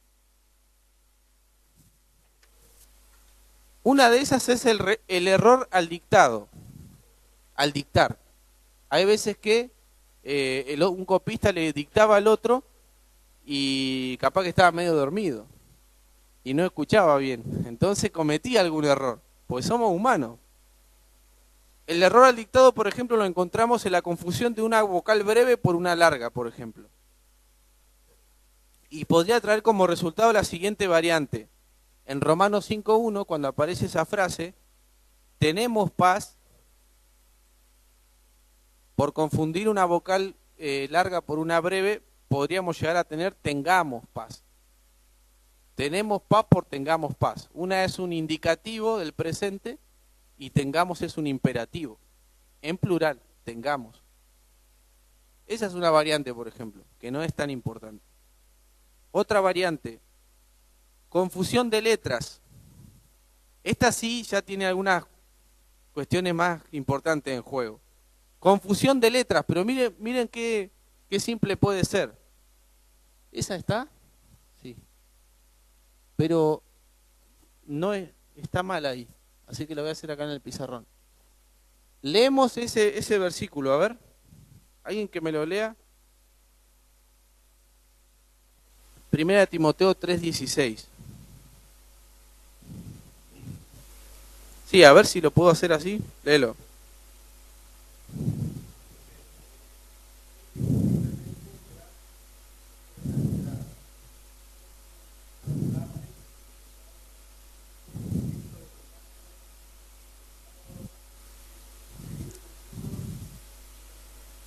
Bueno, la frase interesante ahí es Dios. Dice la Reina Valera Dios. Y antes, en la antigüedad existía lo que se llama los nómina sacra. Para no escribir todo, abreviaban. La manera de abreviar el nombre de Dios, en los manuscritos mayúsculos, en los unciales, lo abreviaban así.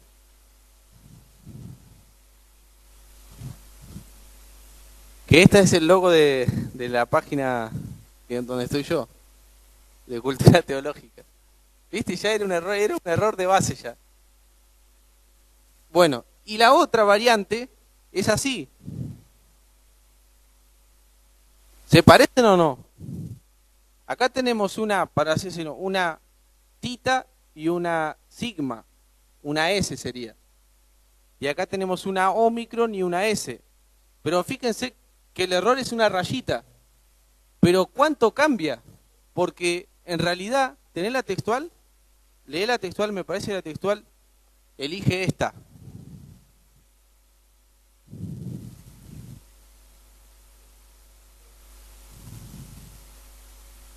El que, a ver.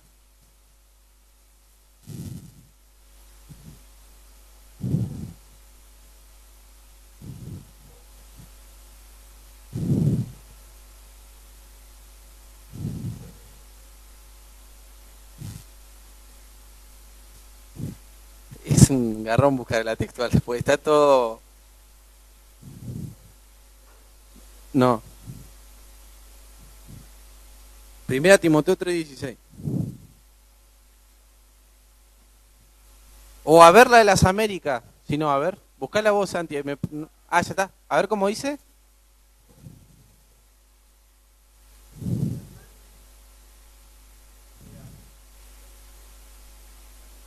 ¿Qué dice? Él, porque en griego, al no tener la rayita es una ómicron, no es una tita.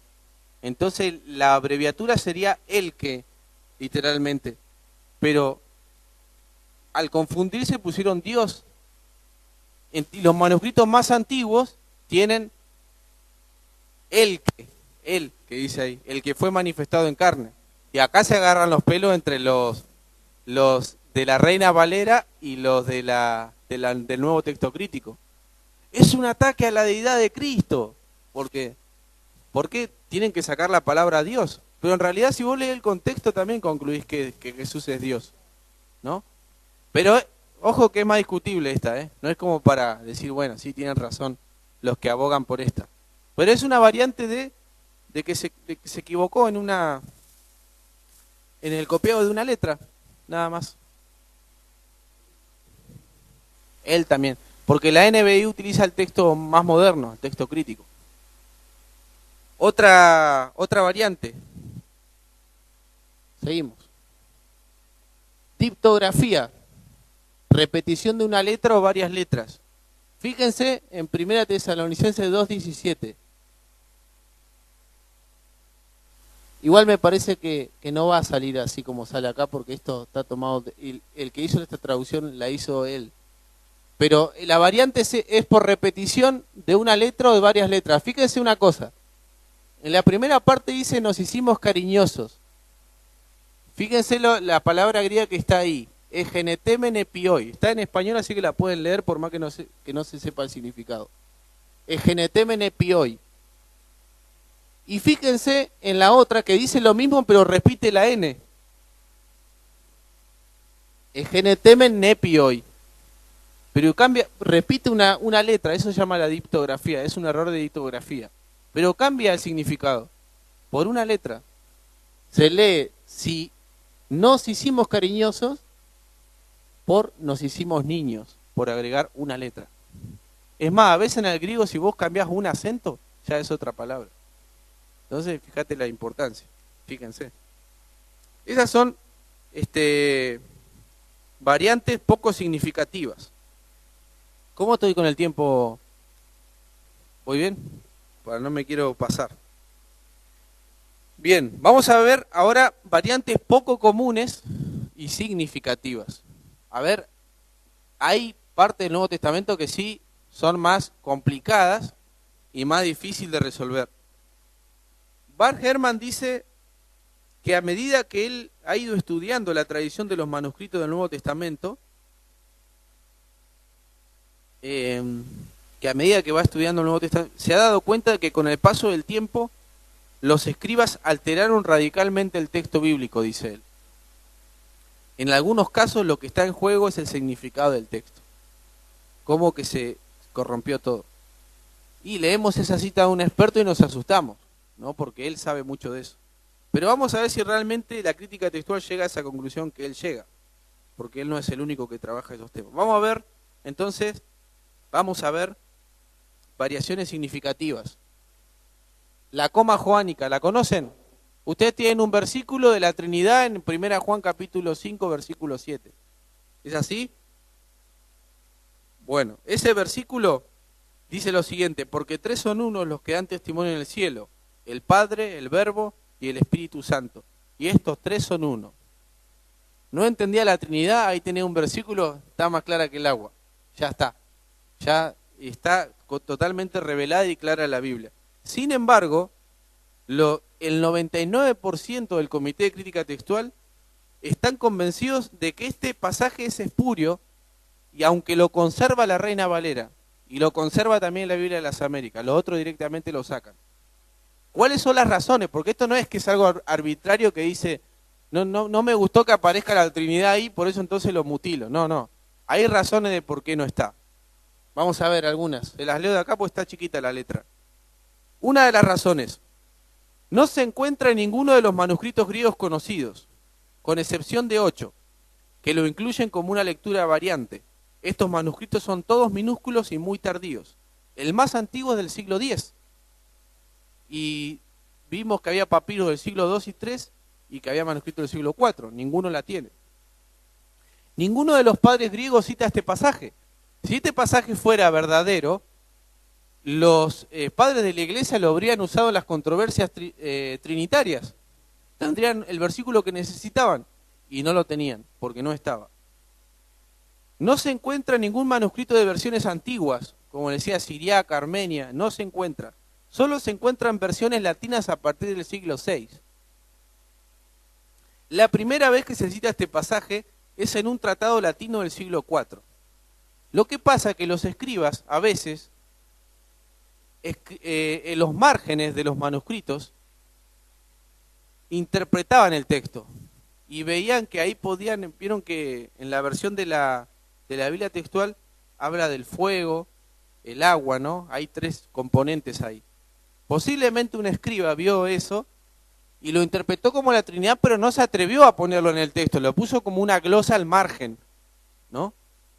Entonces con el tiempo ese manuscrito se siguió copiando, se siguió pasando, y nunca falta uno que le tiene poco respeto a la palabra y habrá dicho, che, estaría bueno que esté adentro.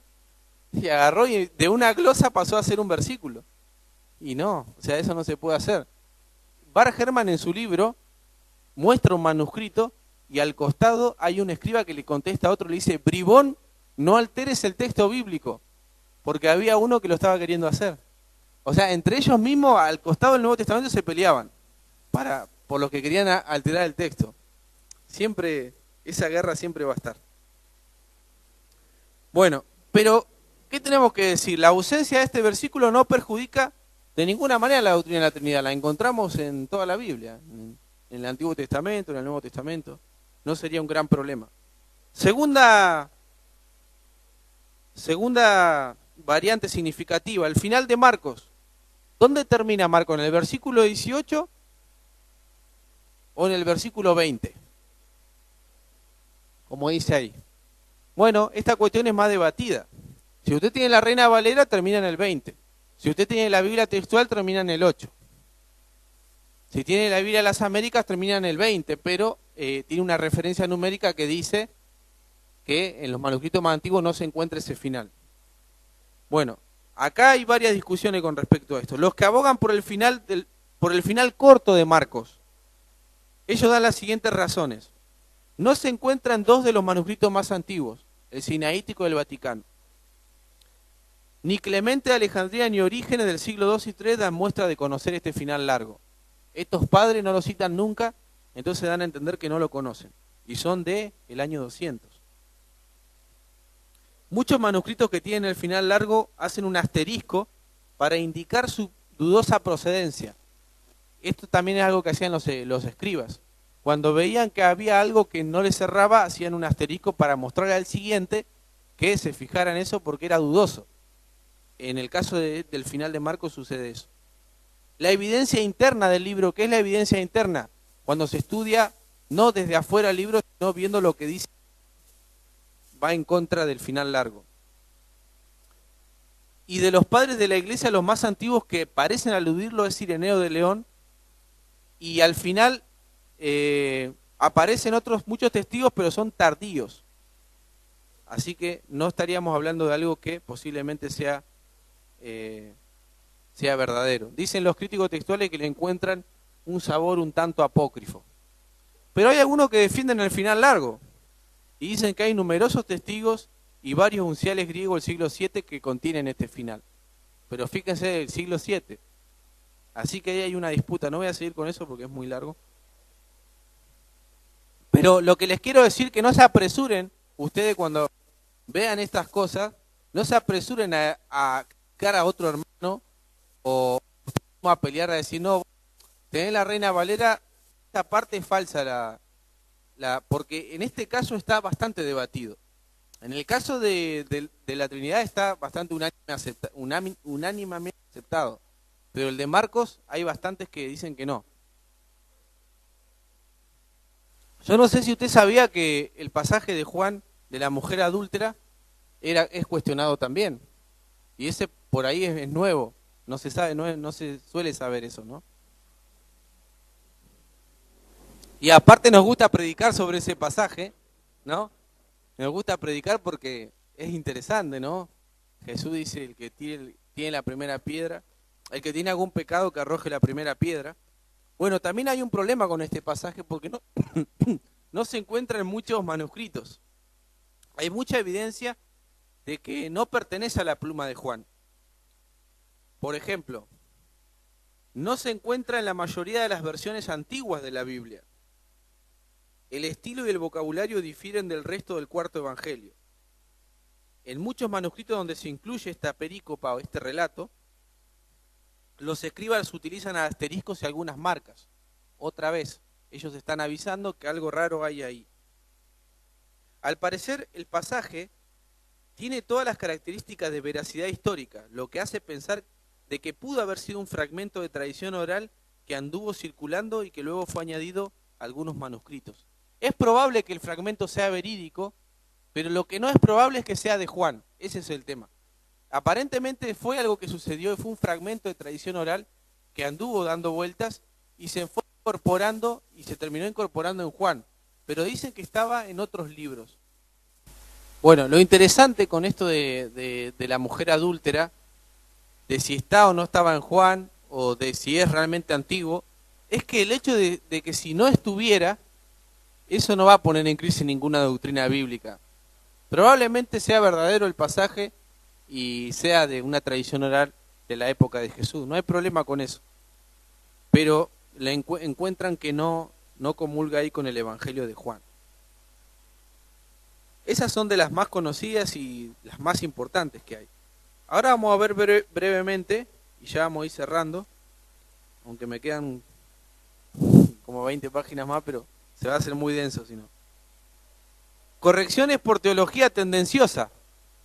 Hay veces que los escribas no les gustaba un pasaje y lamentablemente lo corregían. O lo que pasaba a veces era que el escritor del Nuevo Testamento era muy rudo para escribir. Entonces el escriba decía, no, esto la verdad que si yo lo mejoraría un poquito, haría una frase más copada.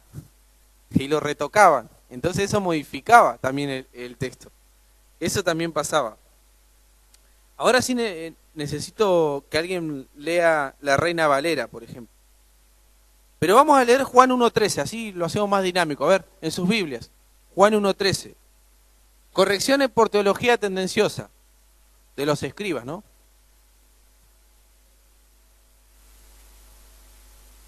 Sí, léelo en voz alta.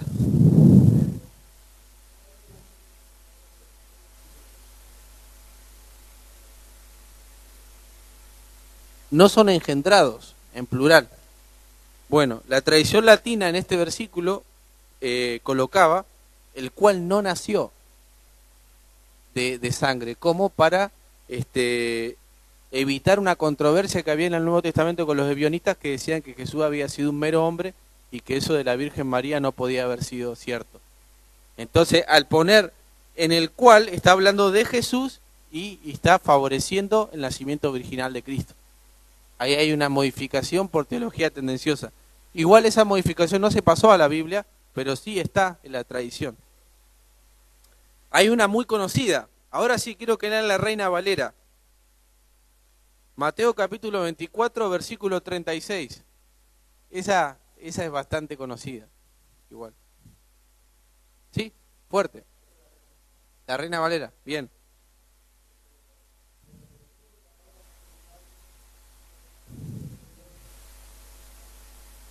Bueno, ahora yo voy a leer la de las Américas. En cuanto al día y la hora nadie sabe, ni siquiera los ángeles del cielo, ni el Hijo, sino solo el Padre. ¿Qué omite la Reina Valera? ¿Por qué? Porque no quería mostrar que Jesús no sabía el día de su venida. Por eso mismo. En cambio, los manuscritos más antiguos tienen que realmente dice ahí el Hijo. De hecho, eso después sirve, porque muestra que hay honestidad en los evangelios, que ellos no quieren tergiversar lo que era Jesús, que era humano también, como nosotros. El texto Receptus, que es de la traducción bizantina, lo omite, por ejemplo. Hay otro, Marcos 1.41, lo leemos en voz alta.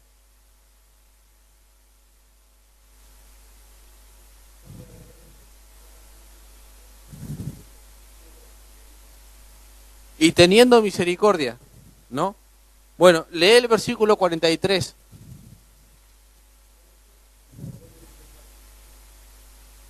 Bueno, ese le encargó rigurosamente, está un poquito, en realidad, ahí el texto griego dice, le encargó severamente, como enojado. Y algunos, muchos manuscritos antiguos, en vez de tener Jesús teniendo misericordia, dice Jesús encolerizado, Jesús enojado. De hecho, la Biblia de Jerusalén dice, encolerizado, extendió su mano, le tocó y le dijo, quiero, queda limpio. Y dicen que ese fue un copista que no quería mostrar a Jesús enojado. Y que en el contexto del versículo 43, cuando dice que estaba enojado, tiene más coherencia que en el versículo 41 se traduzca como lo hace la Biblia de Jerusalén. Porque no querían, en las controversias del primer siglo, estaban basadas mucho en el tema de la humanidad de Jesús. Así que no había nunca uno, no faltaba uno que metía la mano ahí para intentar corregir algún evangelio. Hechos 8:37, un versículo que usamos mucho también para predicar.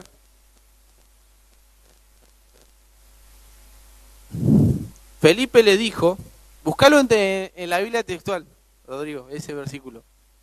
Juan 8:37. Vamos a esperar que lo busque él. Hechos, perdón. Hechos. Vamos a esperar que lo busque él.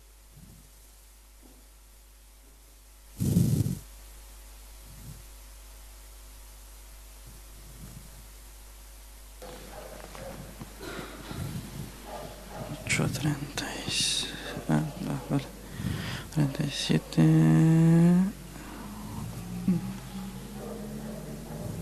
8:37 dice. No está. No está. Ese era el chiste. No está. Hay un corchetito. Sí, porque se cree que no estaba ese versículo. Pero ahora la Reina Valera Lo buscaba, Rodrigo, no lo podía encontrar. La Reina Valera.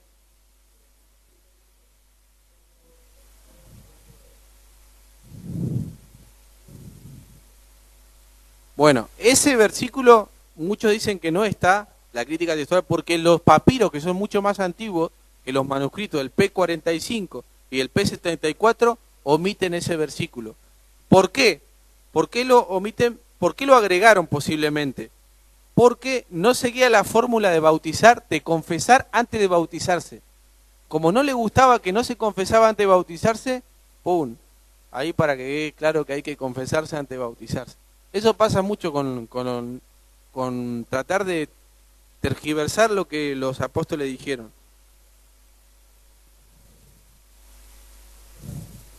Sí, puede ser, sí. En el texto griego no está, en el texto crítico no está. Por eso debe ser.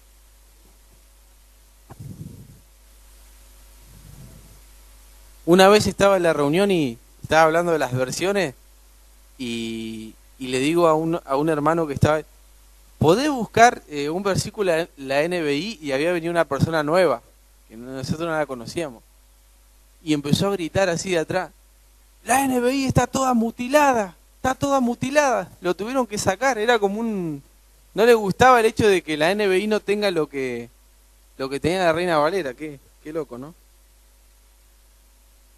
Bueno, hay bastante evidencia de que posiblemente no esté ese versículo, pero bueno, como les digo,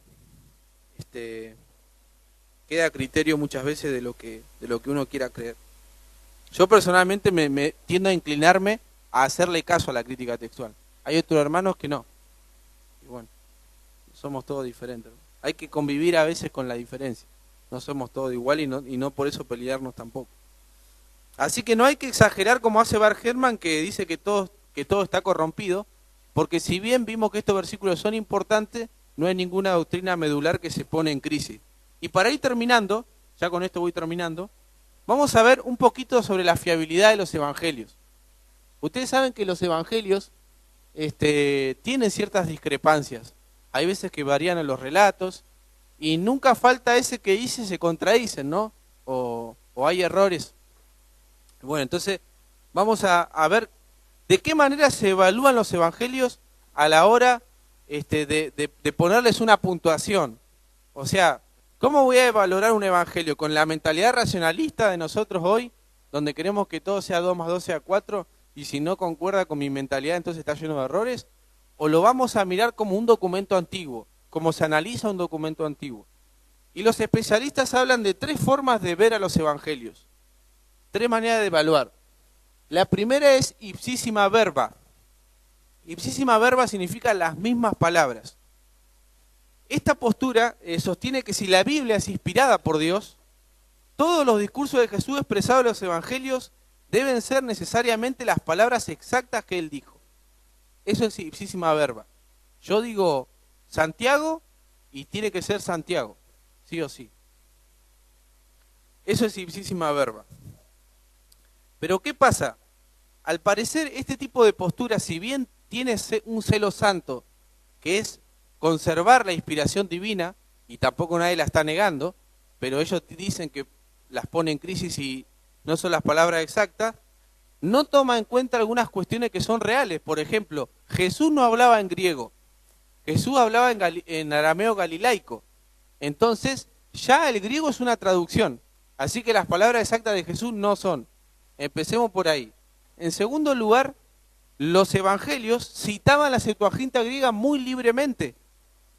Hay ejemplos donde vos comparás en la misma Reina Valera lo que dice Pablo acerca del profeta Isaías.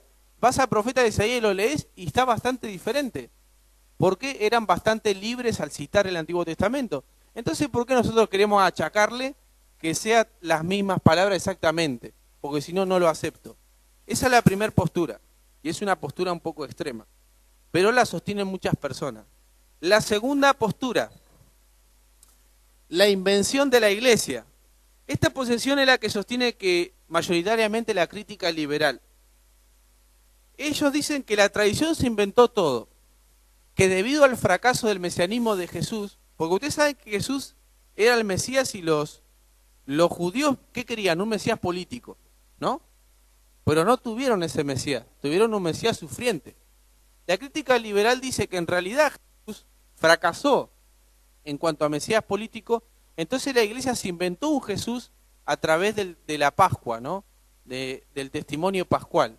Ya Jesús es sufriente, es un sacrificio, etc. Y ellos dicen que la iglesia se inventó todo, que los apóstoles se tomaron la licencia literaria para cambiar todo lo que Jesús dijo. Esta es otra postura extrema de la crítica liberal, que no la aceptamos. Y en tercer lugar está la ipsísima vox o transmisión del sentido. Esta postura no descansa en las mismas palabras de Jesús, pero sí descansa en el sentido de las palabras de Jesús. Y esto va en armonía con los criterios de historicidad que utilizan los historiadores para poder evaluar un documento antiguo.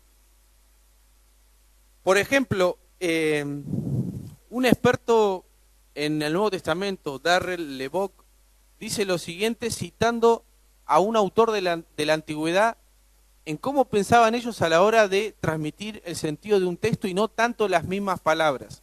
Por ejemplo, citando a Tucídides, dice lo siguiente este historiador de la antigüedad: he escrito los discursos de la mejor manera que me parece que los oradores originales habrían expresado lo que debía decirse sobre aquella situación interminable.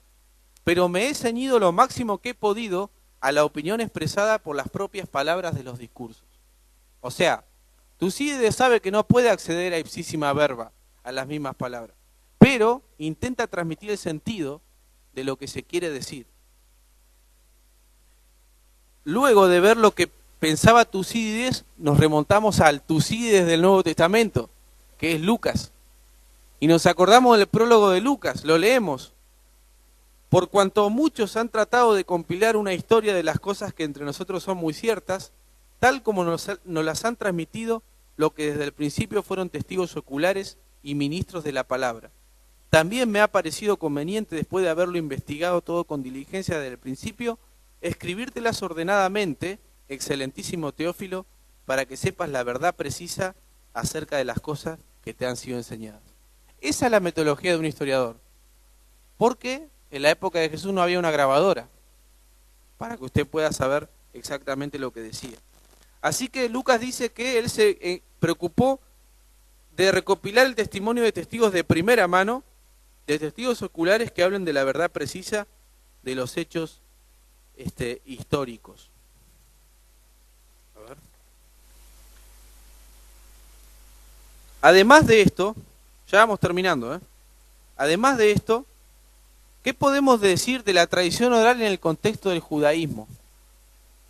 Porque, según nosotros creemos, si bien los evangelios son anónimos, que fueron escritos algunos por judíos y otros no, pero el que no era judío estaba supervisado por un apóstol. ¿Qué podemos decir de la tradición oral judía? Dijimos que eran buenos copiando los textos, ¿no? Bueno, y transmitiendo la tradición oral, la transmitían fielmente también. Es evidente que ellos tenían una cultura de la memoria. Además, en la Palestina del primer siglo, nadie podía poner por escrito lo que decía. Recién en el año 173 se pudo poner por escrito algunos testimonios. Por eso que Jesús no tenía de la pluma de Jesús, porque él como rabino no podía escribir nada. Así que se tenía que ser riguroso con la tradición oral. Y esa tradición oral es la que heredaron estas personas que escribieron los evangelios. En Deuteronomio encontramos que una de las cosas que tiene que hacer un padre es enseñar a sus hijos cuando te sientes en tu casa, cuando andes por el camino, cuando te acuestes, cuando te levantes. Y las atarás como una señal de tu mano, serán por insignia entre tus ojos. O sea, en la tradición oral judía era muy tajante en este punto. Y el judío promedio en la época de Jesús no solamente practicaba la tradición oral en la familia, sino en la escuela y también en la sinagoga. Así que tenían 3 instituciones para conservar la tradición oral. Entonces, en este aspecto, nuestros evangelios que están escritos en este contexto son podemos confiar en ellos, porque no es que cualquier persona las escribió. Tenían una tradición oral judía. El Filón de Alejandría, el judío helénico, dice lo siguiente: todos los hombres guardan sus propias costumbres, pero esto es cierto sobre todo del pueblo judío. Sostienen que las leyes son oráculos que Dios les ha concedido y se forman de esa doctrina desde los tiernos años de la infancia. Así llevan la semejanza de los mandamientos grabados en sus corazones. Así que, como les decía, son personas que le prestaban atención a la tradición oral. También Pablo, ¿no? Yo le transmito lo que yo mismo recibí. Esa palabra recibí habla de tradición oral. ¿Ya tengo que ir terminando? Bueno, vamos a cerrar con esto y ya está. ¿Pasamos? Atrás. Por ejemplo, en los evangelios no encontramos las mismísimas palabras, ipsísima verba, encontramos variaciones en la secuencia de los acontecimientos. Por ejemplo, en el tema de la tentación, Mateo le da el siguiente orden y Lucas le da otro, diferente, pero lo esencial está, ¿o no? Siguiente, transmitiendo lo esencial. Este es mi Hijo amado, en quien tengo complacencia, en el bautismo de Jesús.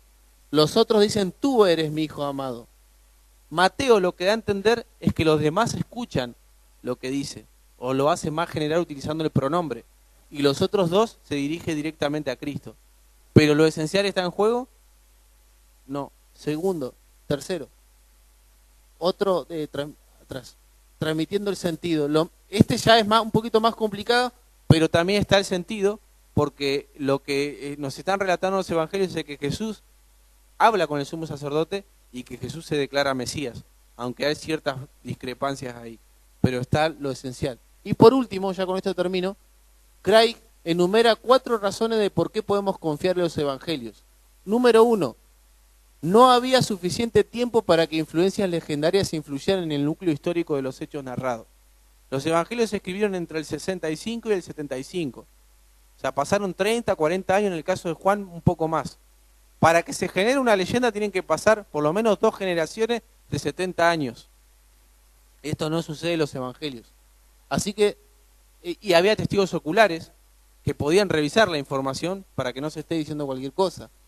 2, los evangelios no son análogos a cuentos populares y leyendas urbanas. Hablan de personajes históricos, que puede ser corroborado por las ciencias bíblicas, por la arqueología. La tradición judía de transmisiones sagradas era altamente fiable y desarrollada, como vimos anteriormente. Ahí da una cita de los rabinos, eran famosos por haber memorizado todo el Antiguo Testamento. Así que la capacidad de los discípulos de Jesús bien pudiera haber comprendido el haber memorizado mucho más de lo que parece en los 4 evangelios juntos y haberlo transmitido con precisión. Y último, y con esto termino, había restricciones significativas para el embellecimiento de las tradiciones sobre Jesús. Al estar los apóstoles vivos, no iban a permitir que un discípulo de él diga cualquier cosa o embellezca el texto.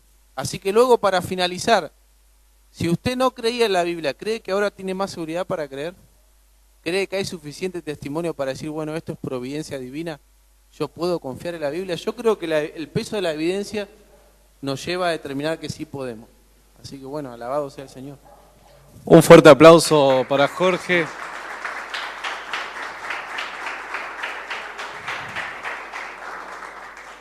Bueno, a mí me encantó la clase, sinceramente, espero que a ustedes también. Me gustaría saber si hay alguna duda, pregunta, opinión, algo que quieran decir. A ver, me voy acercando por acá, vamos a tomarnos solo unos minutos para poder charlar. Sí. Yo quería preguntar sobre los dogmas de fe. Sí. El otro día mi profesor mencionó eso, mi profesor de filosofía, y yo quería saber al respecto. Específicamente, ¿qué dogma? ¿En qué se basan? O sea, ¿en qué se basan y quiénes los usan? Bueno, el tema de la Iglesia Católica es el siguiente.